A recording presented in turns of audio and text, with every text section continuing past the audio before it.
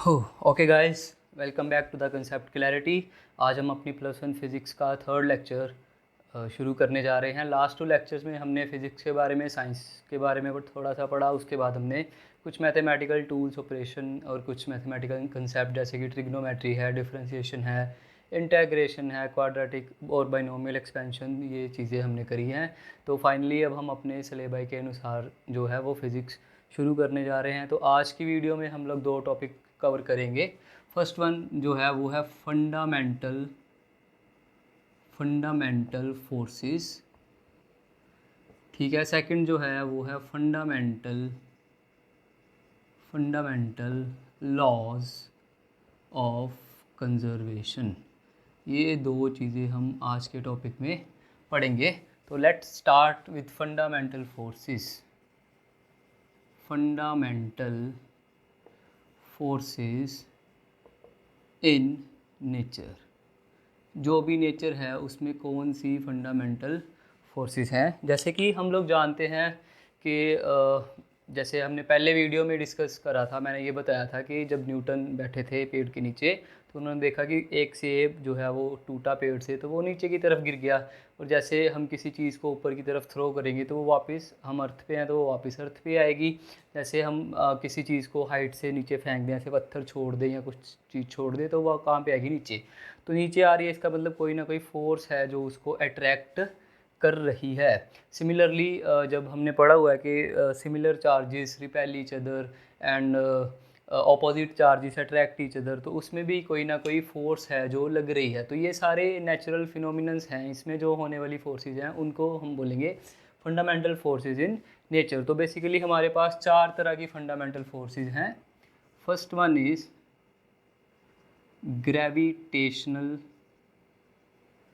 Gravitational forces. दूसरी हैं हमारे पास इलेक्ट्रोमैग्नेटिक फोर्सेस। थर्ड वन है हमारे पास न्यूक्लियर फोर्सेस, या इसको हम स्ट्रॉन्ग न्यूक्लियर फोर्सेस भी बोलते हैं, स्ट्रॉन्ग न्यूक्लियर फोर्सेस। और जो फोर्थ वाली हैं हमारे पास वो हैं we are having with weak nuclear forces. तो ये 4 फोर्सेस को पहले तो हम डिस्कस करेंगे, तो टर्न बाय टर्न करेंगे। तो आप इसको नोट डाउन कर सकते हैं। तो let's start with gravitational forces. Let's start with gravitational forces. Let's start with gravitational forces. तो ग्रेविटेशनल फोर्सेस क्या हैं, हम इसको थोड़ा सा लिख के चलेंगे। Force of attraction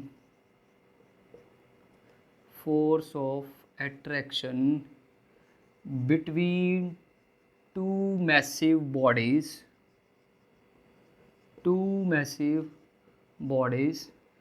in the universe due to their mass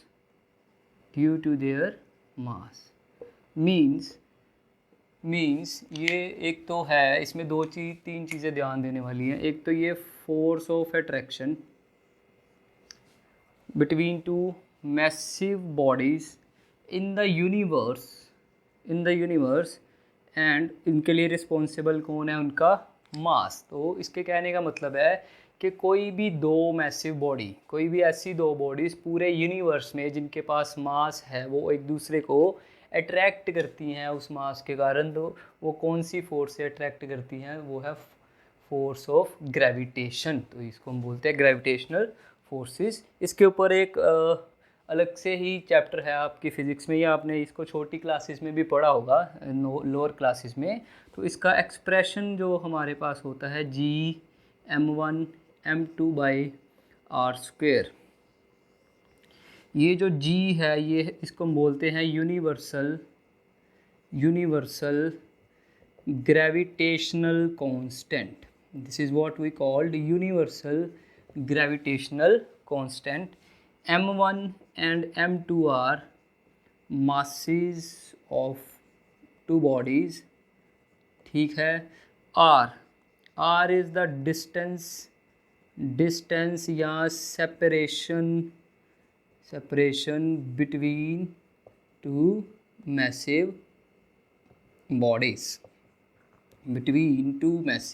अब ये देखो, ये सारा चीज़ इसको हम कैसे इसको समझ सकते हैं। तो देखिए, जैसे हमने पढ़ा हुआ भाई कि हमारे पास है solar system, we are living on the earth, तो earth is a part of solar system. अब सोलर सिस्टम में देखो क्या है, यहाँ पे है हमारे पास सन। तो सन के अराउंड एलिप्टिकल ऑर्बिट में जो है वो प्लैनेट्स मूव करते हैं। जैसे यहाँ पे लेट्स से हमारी अर्थ ही जो है वो सन के अराउंड मूव कर रही है। अब देखो, सन के अराउंड मूव कर रही है earth, something is moving around the other thing. जैसे लेट्स से यहाँ पे हमारे पास एक ये जो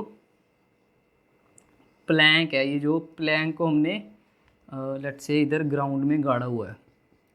प्लैंक समझते हो ना आप लोग, जैसे कीला होता है, तो उसके यहाँ पे हमने एक हॉर्स को जो है वो बांधा हुआ उसके साथ। अब हॉर्स इस प्लैंक के इर्द गिर्द घूम सकता है, और बंधा किससे हुआ है, रस्सी के साथ। तो प्लैंक और हॉर्स में फोर्स किसके थ्रू, किसके अलोंग लग रही होंगी, ये रस्सी के अलोंग लग रही होंगी, दिस रोप के अलोंग। अब ये सन और जो अर्थ है, तो इसको किस रस्सी के साथ बांधा हुआ है। अब इसको सन के साथ अर्थ को तो कोई रोप या कुछ ऐसा तो नहीं है ना कि इसको इसके साथ बांध रखा हो हमने, there is nothing like that. जैसे एक और एग्जांपल लेके देखते हैं जिसमें नई रस्सी के साथ बांधा हो। लेट्स से ये कोई सर्कुलर ट्रैक है, this is a circular track, और यहाँ पे जो है कार एक हम चला रहे हैं, इस पे हम एक कार चला रहे हैं। Let's say this is a kind of car, या कुछ भी है, चलो कार मान लो, इसको क्या जाता है मानने में, although I have very good drawing, you know that. तो कार चला रहे हैं जैसे हम, तो ये कार, इसको हमने ये सर्कल में चलाना है। अब रस्सी तो यहाँ पे भी नहीं है इसके सेंटर के साथ, तो बट क्या कर रहे हैं हम, स्टेयरिंग, जो कार का स्टेयरिंग होता है, उससे हम फोर्स लगा रहे हैं ताकि इसको सर्कल में घुमाया जा सके। यस और नो। अब यहाँ पे कौन फोर्स लगा रहा है, अर्थ का स्टेयरिंग तो है नहीं कोई कि जो सन के राउंड इलिप्टिकल ऑर्बिट में जो कोई उसको फोर्स लगाएगा और वो घूमेगी। तो ये जो सन और अर्थ के बीच में अट्रैक्शन है, ये कौन सी अट्रैक्शन है, दिस इज कॉल्ड ग्रेविटेशनल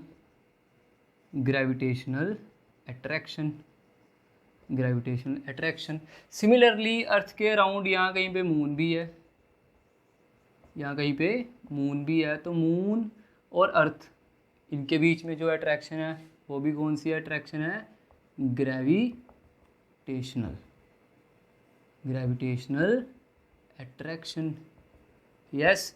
तो ये सारी, ये देखो, इसीलिए हमने इसको बोला कि ये एक तो ये फोर्स ऑफ अट्रैक्शन है, दूसरी ये यूनिवर्सल है। दिस यूनिवर्स का मतलब ये यूनिवर्सल है, यूनिवर्स में जो भी मैसिव बॉडीज़ हैं वो एक दूसरे को अट्रैक्ट कर रही हैं।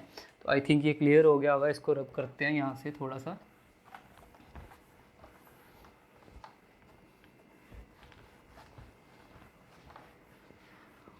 हो, चलिए, तो लोअर क्लास में हमने एक चीज़ पढ़ी होगी, सेंट्रीपिटल फोर्स। ये कौन सी फोर्स होती है भाई, जैसे हमने एक रोटेशन करानी है किसी बॉडी की, लेट से इस पाथ के लॉन्ग, यहाँ से ये वाले एंटी क्लॉकवाइज रोटेशन करानी है। तो ये जो सर्कुलर पाथ बनेगा, जो इसका सेंटर है उसके तरफ बॉडी को जो भी फोर्स अट्रैक्ट कर रही होगी उसको हम बोलेंगे centripetal force. And this force is responsible for the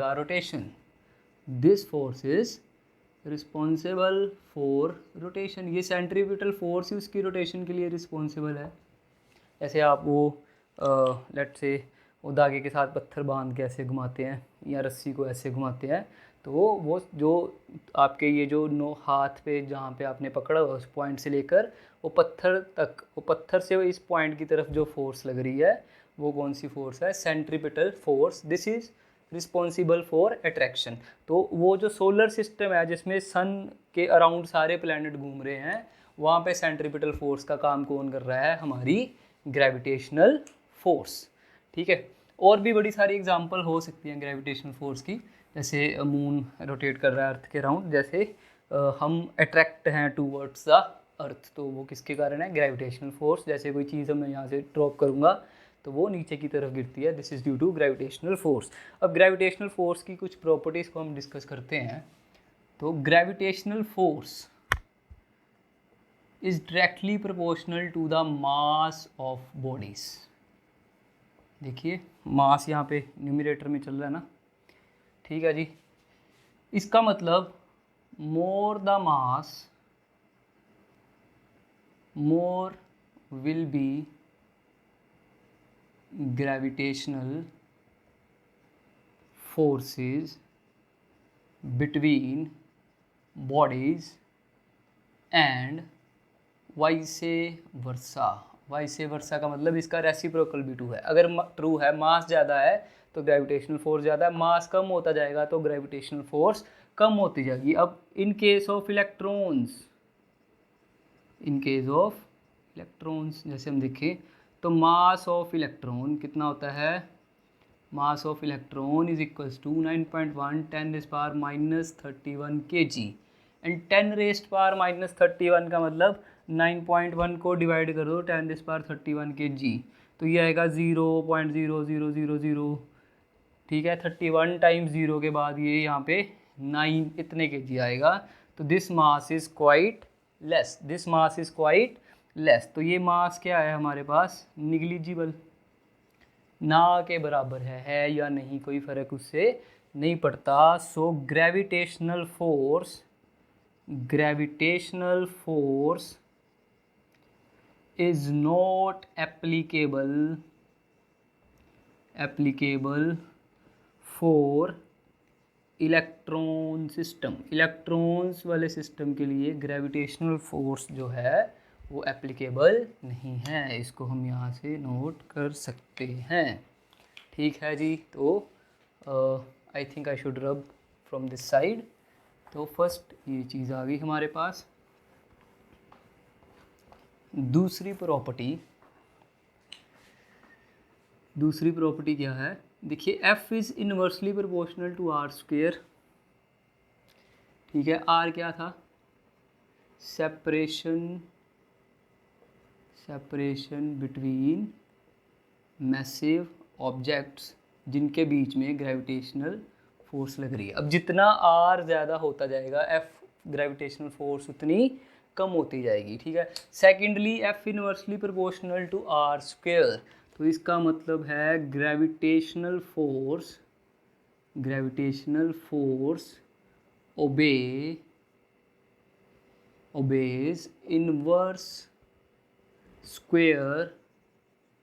inverse square law.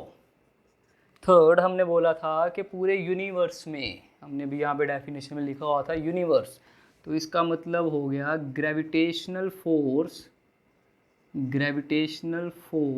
Is universal. ठीक है, थर्ड प्रॉपर्टी हो गई, तो इसको भी रब कर देते हैं अभी यहाँ से, इसको भी रब करते हैं। फोर्थ आ गई हमारे पास gravitational force is attractive in nature.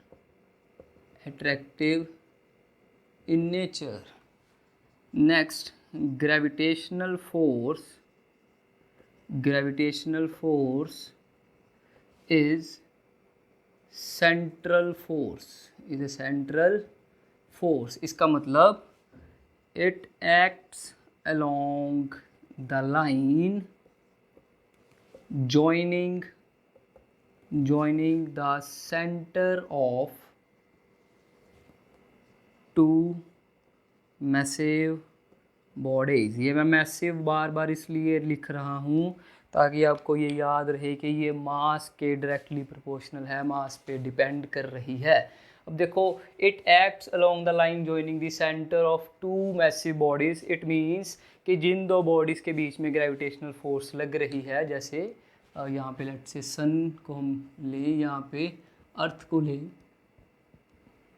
तो इनके बीच में ये जो लाइन जो इनके सेंटर को जोड़ेगी उसके अलोंग लगेगी यही कहीं पे ग्रेविटेशनल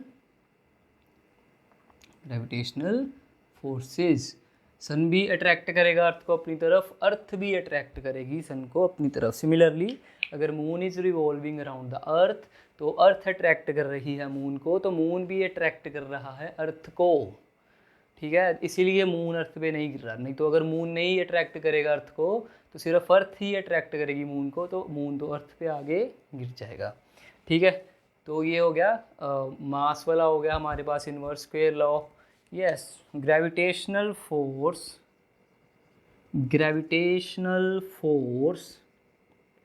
इज मैक्रोस्कोपिक। अब मैक्रोस्कोपिक और माइक्रोस्कोपिक को थोड़ा सा हम देख लेते हैं यहाँ पे। I will rub it from this side. तो देखिए, अभी हमारे पास जो एक होता है मैक्रोस्कोपिक वर्ल्ड, दूसरा होता है माइक्रोस्कोपिक वर्ल्ड।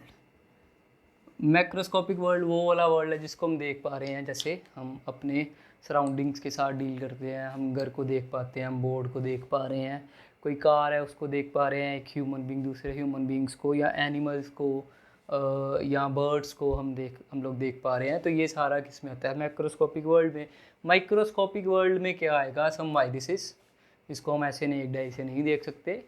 एटम्स, जो एटॉमिक मॉडल हमने पढ़े हुए हैं वेरियस, जैसे रदरफोर्ड का मॉडल पढ़ा या बोहर का मॉडल पढ़ा, उसमें हमने पढ़ा कि न्यूक्लियस है सेंटर में, न्यूक्लियस के अराउंड इलेक्ट्रॉन रिवॉल्व कर रहे हैं, बट हमने उसको कभी देखा नहीं। We can't visualise this thing by naked eye. तो ये सारी चीज़ें किस में आएंगी? माइक्रोस्कोपिक वर्ल्ड में। तो ग्रेविटेशनल फोर्स कौन सी फोर्स है? Macroscopic force. ठीक है, या इसको ऐसे भी लिख सकते हैं, gravitational force acts at macroscopic level. Macroscopic level मतलब मैसिव फोर्स है ना, ये मासिस पे लग रही है। Due to it is directly proportional to mass. तो जितना मास ज़्यादा होगा उतनी फोर्स ज़्यादा आएगी, ये लगेगी। जितना मास अभी जैसे हमने कहा था इलेक्ट्रॉन के केस में कम होता जाएगा, तो this force will be negligible. तो ये माइक्रोस्कोपिक वर्ल्ड में तो लगने वाली नहीं है। तो और एक चीज़ इसमें और नोट करने लायक है, exchange particles are gravitons। exchange particles are gravitons। जो exchange particles क्या हैं? जैसे देखो, मैं किसी के साथ इंटरेक्ट कर रहा हूँ, या हम लोग किसी के साथ इंटरेक्ट करते, तो इंटरेक्शन किस बेसिस पे होती है? लेट्स से मैं आपको पढ़ा रहा हूँ, आप मेरे से पढ़ रहे हो, तो हम दोनों में एक्सचेंज क्या है? स्टडी का, पढ़ाई का। जैसे मैंने किसी से कोई मनी डेप्ट ली, तो मेरा उसके साथ इंटरेक्शन हो गया, पैसे उधार लिए किसी से, तो इंटरेक्शन पार्टिकल या इंटरेक्शन मीडियम कौन सा हो गया? वो हमारे पास हो गया मनी, करेंसी, पैसे, है ना। तो ऐसे जैसे किसी ने मेरे से बोला कि एक दिन के लिए, मैंने किसी को बोला कि मेरा फ़ोन सही से रिकॉर्ड नहीं कर पा रहा है, तो 1-2 दिन के लिए मुझे रिकॉर्डिंग के लिए कोई फ़ोन दे दो। तो वो मोबाइल फ़ोन जो है वो एक्सचेंज पार्टिकल का काम करेगा। तो ये फोर्सेस जो हैं वो, ये इनका एक्सचेंज पार्टिकल कौन सा है? ग्रेविटॉन्स। इसको आप में अभी इतना थोड़ा डीप जाने की ज़रूरत नहीं है, जहाँ पे आएगा वहाँ पे पढ़ेंगे, बट अभी के लिए इसको हम याद रख सकते हैं। तो I think I should rub it. तो this is end up with gravitational forces. Okay, तो नेक्स्ट हम पढ़ेंगे थोड़ा सा इलेक्ट्रोमैग्नेटिक फोर्सेस। नेक्स्ट है इलेक्ट्रोमैग्नेटिक फोर्सेस। इलेक्ट्रोमैग्नेटिक फोर्सेस कौन सी फोर्सेस हैं? Forces of interaction between charged bodies, objects, particles, जो भी हो। उनके बीच में जो फोर्सेस होंगी वो कौन सी फोर्सेस होंगी? Electromagnetic forces. तो देखिए भी, अब इलेक्ट्रोमैग्नेटिक दो वर्ड से बना है, एक इलेक्ट्रो एक मैग्नेटिक। तो इसमें आएंगी हमारे पास इलेक्ट्रोस्टैटिक फोर्स, इसमें आएगी हमारे पास मैग्नेटिक फोर्स। ठीक है जी। तो इलेक्ट्रोस्टैटिक फोर्स क्या है? इलेक्ट्रोस्टैटिक फोर्स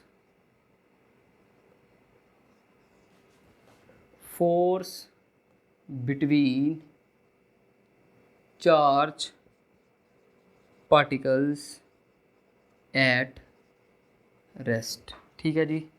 सेकेंडली हमारे पास है magnetic force.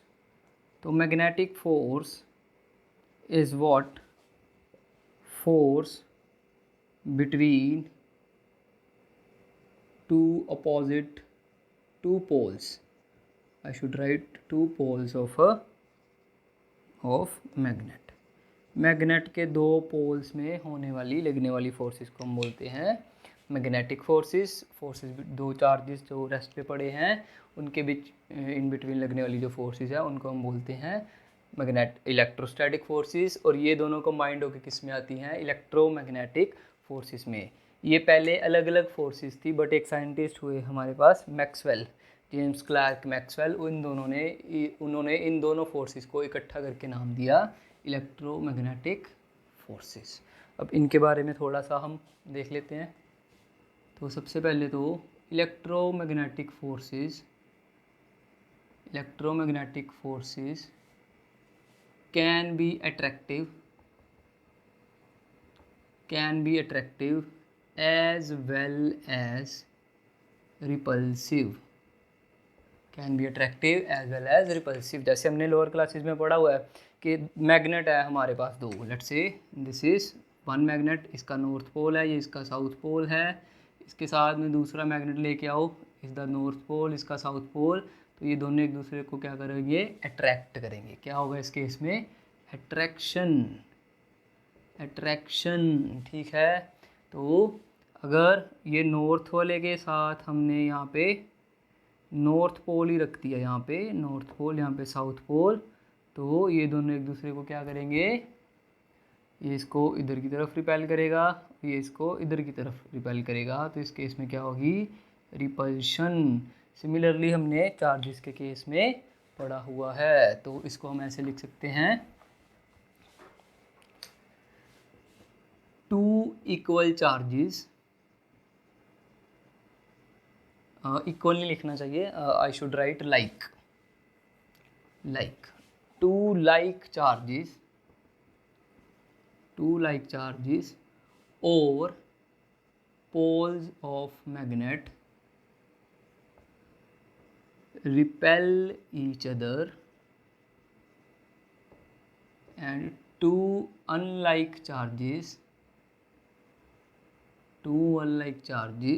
or poles of magnet attract each other।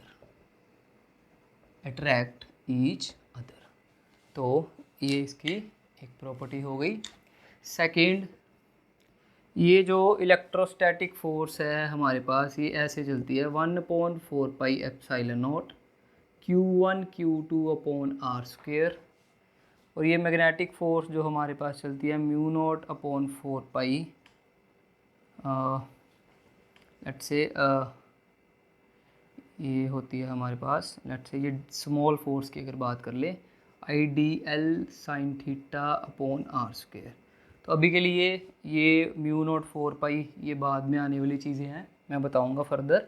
ये Q1 Q2 चार्ज है हमारे पास, I करंट है, L लेंथ एलिमेंट है, थीटा कोई एंगल होगा, तो ये r²। देखो ये दोनों जो है इन्वर्सली प्रोपोर्शनल टू r² है। तो इसका मतलब electromagnetic forces obey inverse square law. अब ये अट्रैक्टिव भी हो सकती हैं, रिपल्सिव भी हो सकती हैं, ये ओबे करती हैं इनवर्स स्क्वायर लॉ। इसमें जो हमारे पास एक्सचेंज पार्टिकल हैं, एक्सचेंज पार्टिकल्स आर फोटोन्स। ठीक है, फोटोन्स क्या होते हैं मेरी बेसिकली, जैसे हमने पढ़ा लाइट को पढ़ा हमने, एक type of energy, type of wave. तो वेव के साथ साथ उसका एक पार्टिकल नेचर भी है। तो पार्टिकल नेचर जैसे मेरे पास सैंड है, सैंड के कुछ बेसिकली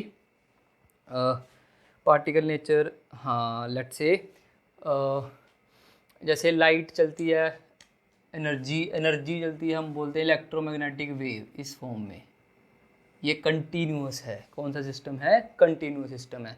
पार्टिकल चलेगा, एक पार्टिकल, दूसरा पार्टिकल, तीसरा पार्टिकल, चौथा पार्टिकल, वो डिस्क्रीट सिस्टम हो जाएगा। तो उस पार्टिकल को जो हम बोलते हैं उसका नाम क्या है? फोटोन। तो इसमें एक्सचेंज पार्टिकल्स जो हैं वो हमारे पास फोटोन हैं। लाइट भी हमारे पास एक तरह की इलेक्ट्रोमैग्नेटिक वेव है, उसमें फोटोन्स का कंसेप्ट वहीं से आया है।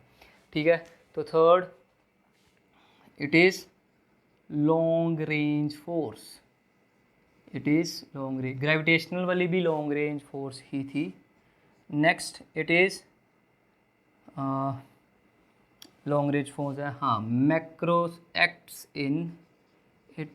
इन मैक्रोस्कोपिक वर्ल्ड। तो ये एक मैक्रोस्कोपिक फोर्स है हमारे पास। कौन सी फोर्स?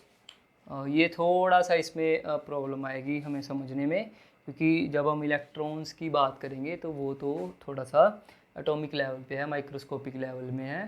तो बट स्टिल हम इसको बोल रहे हैं इट्स मैक्रोस्कोपिक इन नेचर, क्योंकि ये मैग्नेट्स पे भी लगती है। और हमें ये भी पता है, हमने 10th क्लास में पढ़ा हुआ है कि जो मूविंग चार्जेस हैं वो behave as a current carrying loop. तो जिसके साथ वो जो एक मैग्नेट की तरह बिहेव करते हैं, उसके दो अपोजिट पोल्स बन सकते हैं। तो ये इसकी कुछ जो है प्रॉपर्टीज़ थी। तो नेक्स्ट चलते हैं हम। Next we will move to strong nuclear forces. Next we will move to strong nuclear forces. Next we will move to strong nuclear forces. Okay, strong nuclear forces. So these are what? Force of attraction between two nucleons inside the nucleus। देखो इसमें एक तो ये attraction है, ठीक है, ऊपर से ये न्यूक्लियॉन्स में लग रही है, and third thing is inside the nucleus. तो इसकी प्रॉपर्टीज़ अगर हम लिखना चाहें तो पहली तो ये हो गई, strong nuclear forces are attractive in nature। अभी इसको मैं थोड़ा सा इनकम्प्लीट रखता हूँ क्योंकि इसमें मैं एक चीज़ और लिखवाऊँगा आपको। तो इसको समझते हैं कैसे। तो जैसे हमने पढ़ा हुआ है किसी एटम को, तो एटम में हमने पढ़ा हुआ है कि ये सेंटर में इट इज़ न्यूक्लियस, उसके अराउंड हमारे पास शेल्स हैं, शेल्स में रिवॉल्व करते हैं इलेक्ट्रॉन्स। जैसे ये के शेल है तो इसमें इलेक्ट्रॉन अलग कलर से बनाते हैं। ये के शेल है तो इसमें 2 इलेक्ट्रॉन्स होंगे। ये एल शेल है, इसमें मैक्सिमम 8 इलेक्ट्रॉन हो सकते हैं, 1 2 3 4 5 6 7 और 8, लेट्स से ऐसे तरह से। तो ये वाला पार्ट है, ये वाला पार्ट, इसको क्या बोला गया है? न्यूक्लियस। ठीक है जी। अब न्यूक्लियस के इनसाइड में होता क्या है हमारे पास? Neutrons and protons. ठीक है, तो इसको थोड़ा सा समझ के चलते हैं हम, ये कैसे आया बेसिकली, ये क्या कहना चाहती हैं स्ट्रॉन्ग न्यूक्लियर फोर्सेस, क्यों आई, कहाँ से आई। तो हमें पता है भी न्यूक्लियस के अंदर 2 तरह के पार्टिकल्स होते हैं हमारे पास, neutrons and next are what we called protons. तो न्यूट्रॉन्स जो होते हैं वो न्यूट्रल होते हैं। न्यूट्रल मीन 0 चार्ज, उनके ऊपर कोई चार्ज नहीं है। ठीक है जी। प्रोटॉन्स के ऊपर होता है positive charge, protons carry positive charge. अब देखो, जब न्यूक्लियस के अंदर लेट्स से ये मेरे पास एक न्यूक्लियस है, इसके अंदर ये पॉजिटिव बनाते हैं हम। पॉजिटिव क्यों? क्योंकि इसमें न्यूट्रॉन्स है और प्रोटॉन्स है। न्यूट्रॉन्स के ऊपर तो कोई चार्ज होता ही नहीं, सीधे कैरी की zero charge. Protons carry positive charge, तो चार्ज किसके कारण है? प्रोटॉन्स के कारण। अब जब कितने सारे प्रोटॉन्स, लेट्स से हमारे पास आयरन है, आयरन की एग्जांपल ले, फेरस की, तो हमने पढ़ा हुआ उसका एटॉमिक नंबर है 56। तो 56 का मतलब है नंबर ऑफ इलेक्ट्रॉन्स जो न्यूक्लियस के अराउंड घूम रहे हैं वो 56 है, और नंबर ऑफ प्रोटॉन्स जो इनसाइड द न्यूक्लियस है वो कितने हैं? वो भी 56 है। सिमिलरली यूरेनियम का अगर हम जाएं, यूरेनियम पढ़ा हो ना, यूरेनियम न्यूक्लियर फ्यूल एक तरह से, तो 92, उसमें नंबर ऑफ प्रोटॉन्स कितने हैं? 92। अब देखो न्यूक्लियर साइज होता है हमारे पास, न्यूक्लियर साइज कितना होता है हमारे पास? Is 2 to 3 fermi metre. 1 fermi metre होता है हमारे पास 10⁻⁻15 मीटर। तो इसका मतलब 1/10⁻15 मीटर, मतलब 0.0000015 तक जाओ, उसके बाद 1 आएगा। इतना छोटा साइज़। अब इतने छोटे से साइज़ में 56 प्रोटॉन, 92 प्रोटॉन, तो proton will repel each other. अब इसमें तो कोई जो है इलेक्ट्रोमैग्नेटिक फोर्स होनी नहीं, no electromagnetic interaction among neutrons, but in protons there is repulsion। तो प्रोटॉन क्या करेंगे? एक दूसरे को रिपेल करेंगे दूर तक का। जैसे यहाँ पे कितने सारे लेट्स से प्रोटॉन्स हों, तो ये प्रोटॉन्स क्या करेंगे? ये इसको इधर, ये इसको इधर रिपेल करते जाएंगे। तो फिर अगर ये सिर्फ रिपल्शन ही हो इनके इन बिटवीन, तो ये न्यूक्लियस तो फिर होल्ड कर ही नहीं सकता अपनी शेप को, ठीक है? तो वो क्या करेगा? वो तो फिर फट जाएगा, ब्लास्ट हो जाएगा, वो तो एग्जिस्ट ही नहीं करेगा। तो इसका मतलब सिर्फ रिपल्शन ही नहीं होती है इसमें, क्योंकि ये रिपल्शन किसके कारण है? चार्जिस के कारण। चार्जिस कौन से हैं? प्रोटॉन्स हैं। तो प्रोटॉन्स में रिपल्शन है, तो इसका मतलब स्टिल ये बैलेंस्ड है, स्टिल ये स्टेबल स्ट्रक्चर है न्यूक्लियस। तो इसका मतलब भी कोई और फोर्स भी है जिसने इस न्यूक्लियस को होल्ड करके रखा हुआ है। तो वो फोर्स कौन सी है? Strong nuclear force. This force is what? Strong nuclear force. तो ये फोर्स क्या है जिसने प्रोटॉन को, न्यूट्रॉन को अट्रैक्ट करके रखा हुआ है इनसाइड द न्यूक्लियस। तो ये अट्रैक्टिव इन नेचर होती है, up to 0.5 fermi of separation between two nucleons. अगर 2 प्रोटॉन है लेट्स से न्यूक्लियस के अंदर, तो अगर इनमें सेपरेशन 0.5 से ग्रेटर है, इनमें separation greater than 0.5 fermi metre है, तो ये फोर्सेस क्या होगी? अट्रैक्टिव। बट जैसे ये सेपरेशन 0.5 से लेस हो जाएगी, जैसे ही ये ऐसे हो कि ये प्रोटॉन, ये भी प्रोटॉन, ये जो सेपरेशन है ये लेस देन हो जाए 0.5 फर्मी मीटर, तो ये फोर्स क्या हो जाएगी? Repulsive. There is a repulsion. तो strong nuclear force are attractive in nature up to 0.5 fermi of separation between two nucleus and turns into repulsion या repulsive force when separation between nucleons is less than 0.5 fermi meter. So this is the one of its property.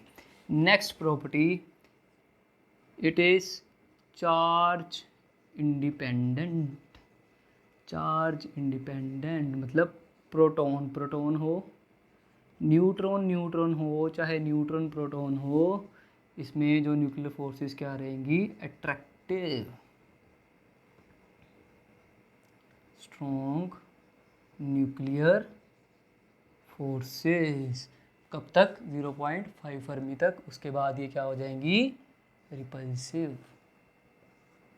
ठीक है जी, ठीक है। तो proton proton और neutron neutron हो। अब देखो ये प्रोटॉन प्रोटॉन दोनों चार्ज्ड हैं, these are charged, positively charged, these are neutral, here is one particle is neutral and second particle is positively charged। तो चाहे दो चार्ज पार्टिकल हो, दो न्यूट्रल पार्टिकल हो, चाहे एक न्यूट्रल एक पॉजिटिवली चार्ज हो, तो इस फोर्स को कोई फ़र्क नहीं पड़ता है। ठीक है जी, डन डन डना डन। तो वो नेक्स्ट पॉइंट है, it acts inside the nucleus, inside the nucleus, ये सिर्फ न्यूक्लियस के अंदर ही एक्ट करती है। That's why it is a short range force, it is a short range force, ये शॉर्ट रेंज वाली फोर्स है हमारे पास। तो ठीक है, नेक्स्ट exchange particles are पाइमिजोन्स,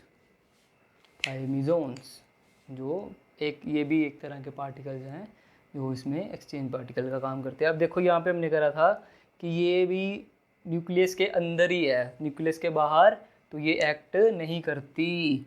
तो it does not act on the electrons, ये इलेक्ट्रॉन्स पे भी एक्ट नहीं करेगी। कौन से इलेक्ट्रॉन्स पे, जो न्यूक्लियस के बाहर हमें पता है रिवॉल्व करते हैं उसके अराउंड। तो ये एक चीज़ क्लियर होगी। दिस इज़ नॉन सेंट्रल, ये सेंटर टू सेंटर एक्ट नहीं करती है। जैसे न्यूक्लियस होगा तो यहाँ पे भी इसके कुछ न्यूक्लियस जैसे सरफेस के पास कुछ हों, कुछ अंदर हों, जैसे यहाँ पर।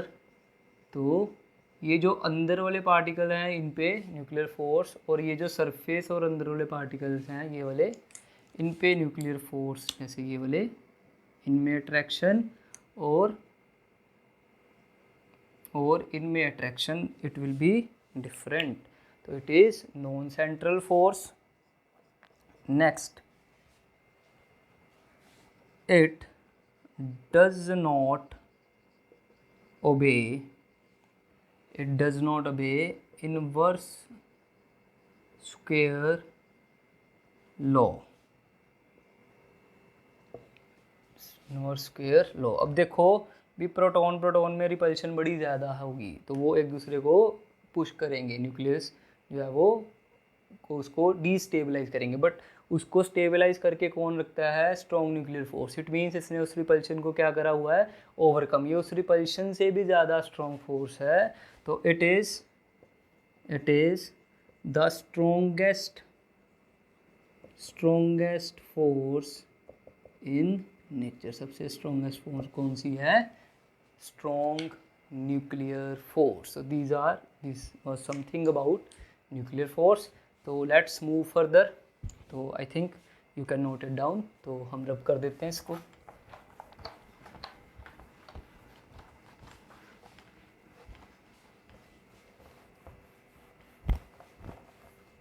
Let's rub this. ओके, तो लेट्स मूव फर्दर। तो जो लास्ट फोर्स थी हमारे पास, वीक न्यूक्लियर फोर्स, भाई ये आई कहाँ से। पहले तो हमने पढ़ा कि न्यूक्लियस के अंदर प्रोटॉन्स हैं, न्यूट्रॉन्स हैं। Neutrons are charge particle, protons are positively, neutrons are neutral and protons are positively charge particle. वो एक दूसरे को रिपेल करेंगे तो न्यूक्लियस जो है वो डीस्टेबलाइज करेंगे उसको, बट न्यूक्लियस जो है वो स्टेबल है। तो इसका मतलब कोई फोर्स है जो उस रिपल्शन को ओवरकम कर रही है, उसको हमने बोला स्ट्रॉन्ग न्यूक्लियर फोर्स। ये वीक न्यूक्लियर फोर्स का कंसेप्ट कहाँ से आया, ये सम फिनोमिनन से आया। जैसे एक फिनोमिनन है बीटा डिके, बीटा डिके, ठीक है। तो वीक न्यूक्लियर फोर्स क्या हो गई, force of interaction, force of interaction between नहीं, inside the nucleus over a short distance between electrons generated in beta decay, electrons इसके साथ लिख दो and neutrino generated in beta decay. अब ये बीटा डिके क्या है भाई, देखो जी, एक तो ये inside the nucleus over A short distance, तो इसका मतलब ये न्यूक्लियर जो हमने पढ़ी स्ट्रॉन्ग न्यूक्लियर फोर्स उससे भी शॉर्ट होगी, तो इट इज़ शॉर्टेस्ट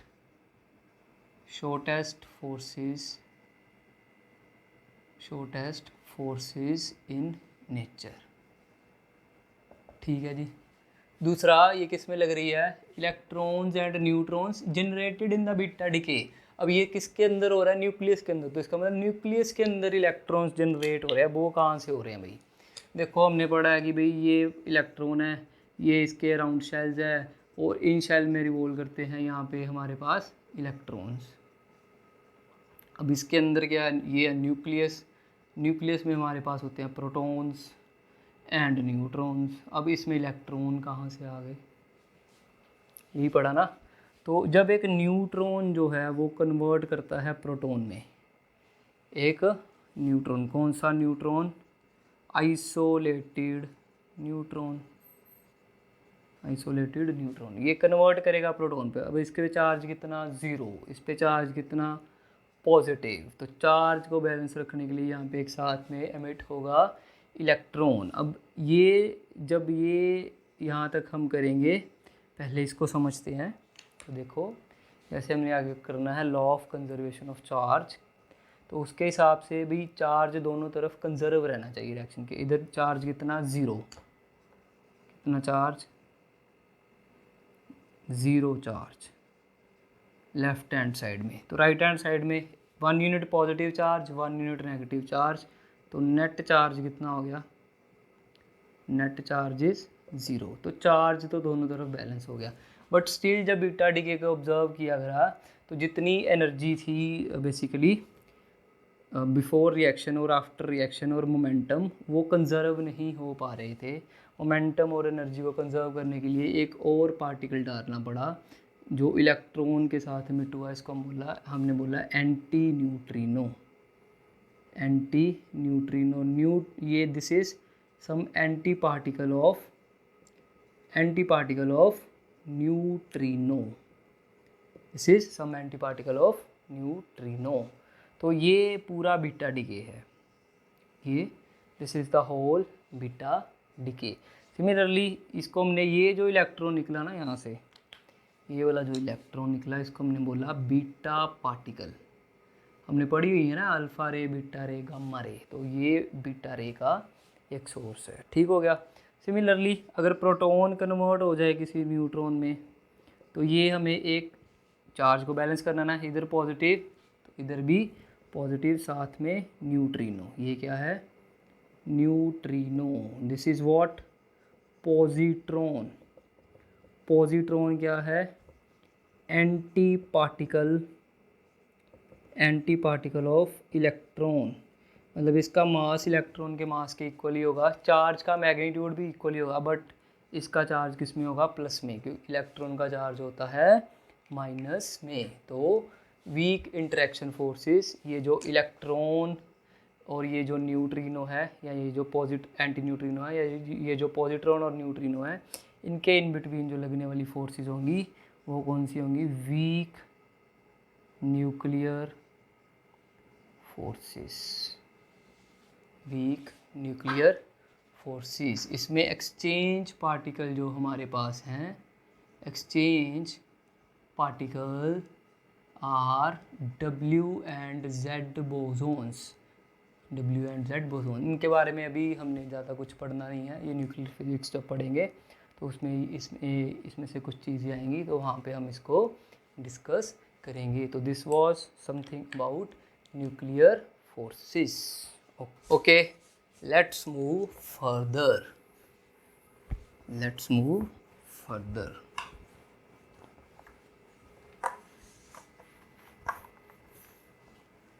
तो नेक्स्ट हम करने जा रहे हैं कंजर्वेशन लॉस। ये कंजर्वेशन लॉ 4 चीज़ों पे लगेगा, एनर्जी पे, लीनियर मोमेंटम पे, ठीक है जी, एंगुलर मोमेंटम पे, एंड लास्ट में ये लगेगा चार्ज में। चलिए इसको लिख के शुरू करते हैं। सबसे पहला है law of conservation of energy. ये हमने लोअर क्लासेस में भी पढ़ा हुआ है। इसको हमने पढ़ा हुआ है, energy can neither be created nor be destroyed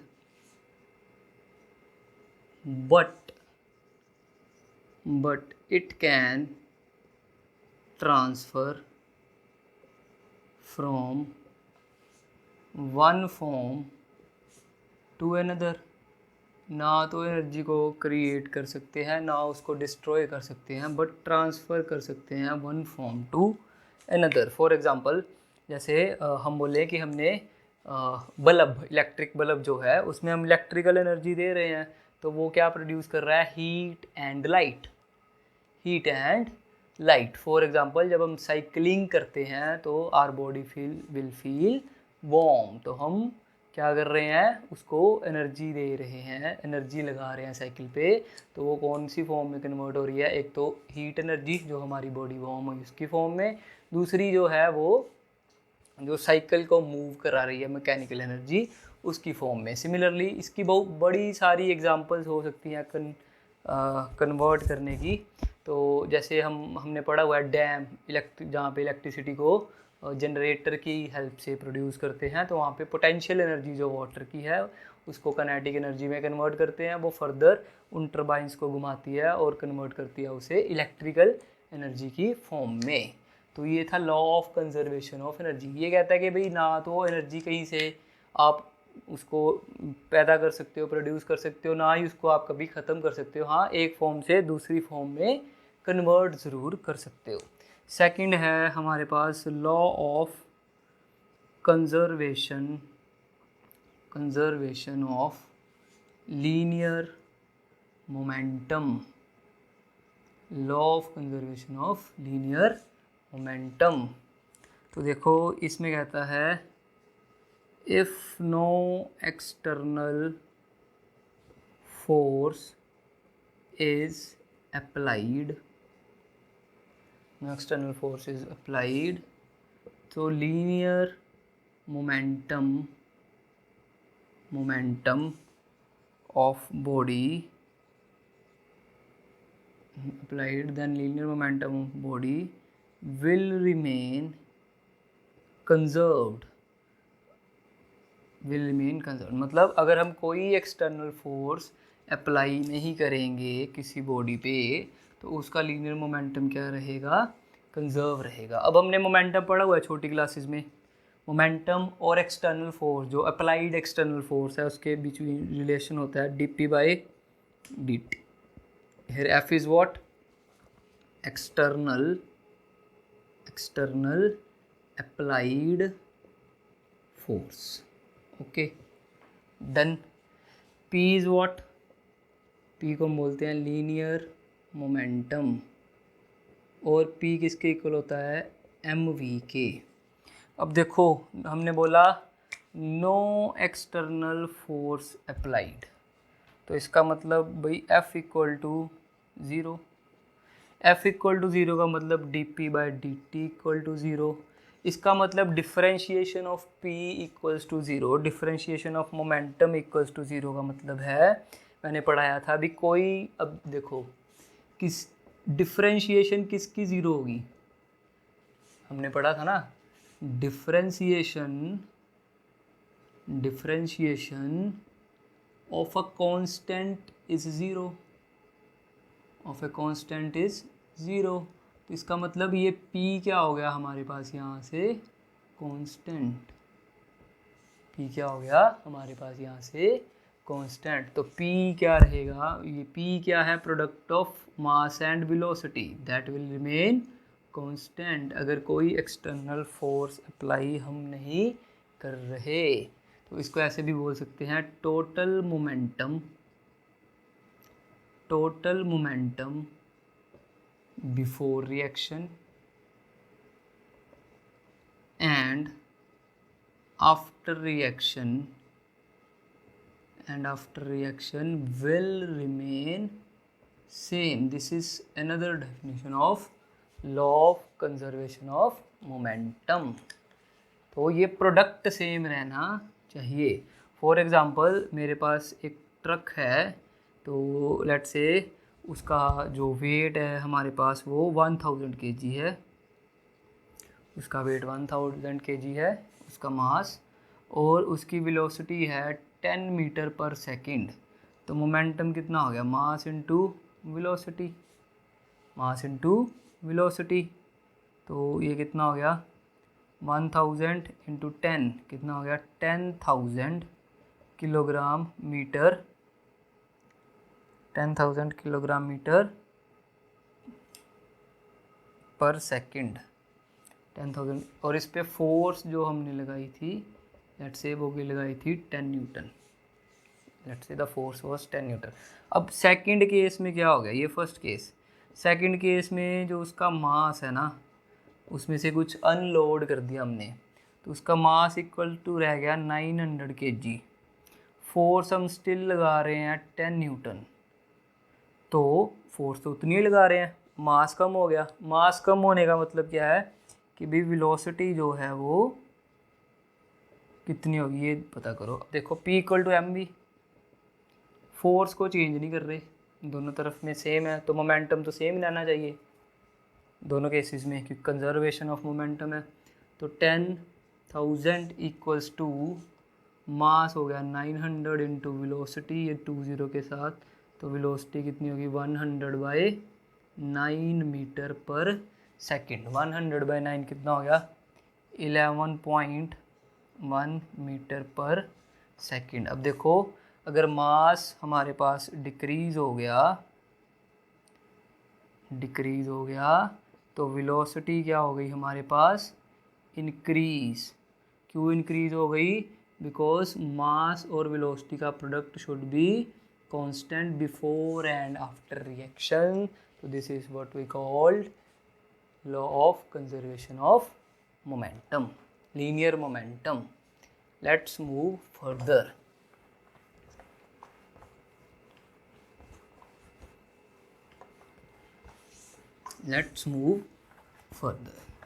okay,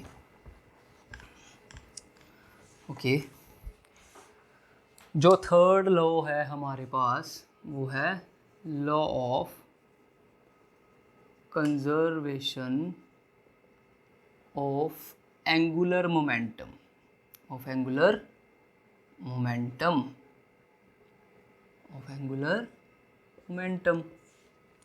conservation of angular momentum. देखो अब हमने करना है, तो लेट्स डू दिस। ओके, तो ये स्टेट करता है if no external torque is applied, the total angular momentum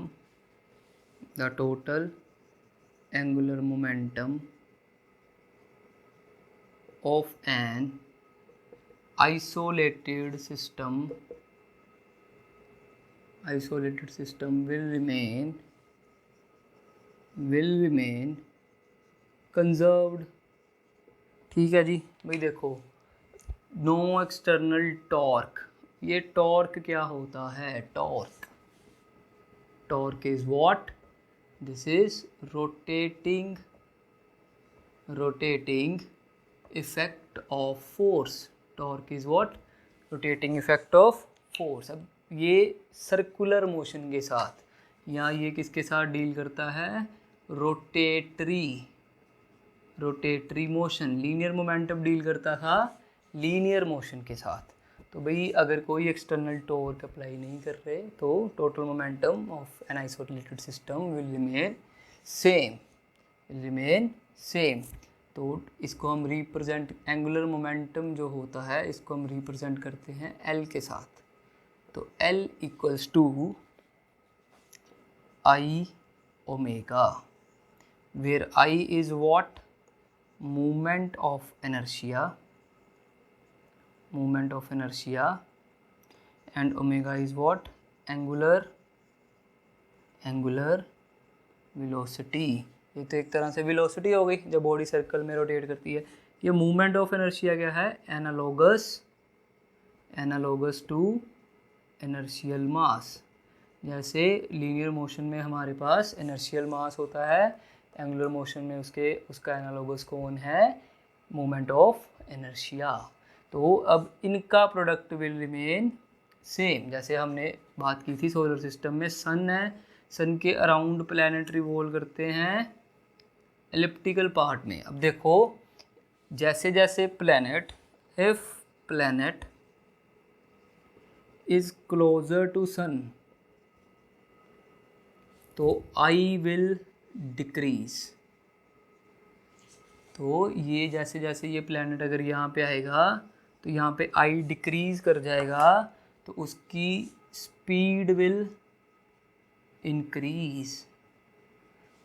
I decrease and omega increase to kept या to keep angular momentum conserved. इसको ऐसे भी लिख सकते हैं, total angular momentum of the system will remain conserve. तो जैसे ये सन से दूर जाएगा, जैसे मान लो यहाँ पे जाएगा, तो यहाँ पे आई जो है वो इंक्रीज़ कर जाएगा और एंगुलर स्पीड जो है वो डिक्रीज़ कर जाएगी, ताकि product of I and omega, जिसको हम एंगुलर मोमेंटम बोलते हैं, वो क्या रहे? कंजर्व्ड रहे। क्या रहे? कंजर्व्ड रहे। तो this was what? Law of conservation of angular momentum.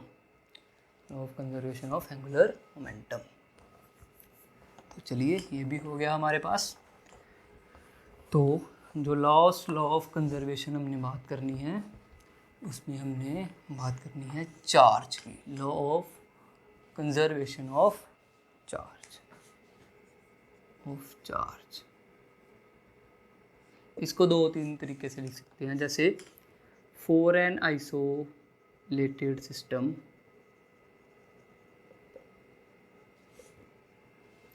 the net charge of the system will remain same। जैसे फॉर एग्जांपल ये मेरे पास कोई है आइसोलेटेड सिस्टम, इसमें लेट्स से दो चार्ज पार्टिकल हैं, एक के ऊपर है 3 माइक्रोकूलम, एक के ऊपर है 7 माइक्रोकूलम चार्ज। तो टोटल चार्ज कितना हो गया? 10 माइक्रोकूलम। अब ये हो सकता है कि ऐसे हो जाए, इस पे चार्ज हो जाए भी 4 माइक्रोकूलम, इस पे हो जाए 6 माइक्रोकूलम, बट नेट कितना रहेगा? 10 माइक्रोकूलम। ये भी केस हो सकता है कि इस पे चार्ज हो जाए लेट्स से 5 माइक्रोकूलम और इस पे भी चार्ज हो जाए 5 माइक्रोकूलम, बट नेट कितना रहेगा? अंदर जो मर्जी होता रहे आइसोलेटेड सिस्टम के, but net charge will remain same. इसको एक और तरीके से लिख सकते हैं हम, total number of electrons and protons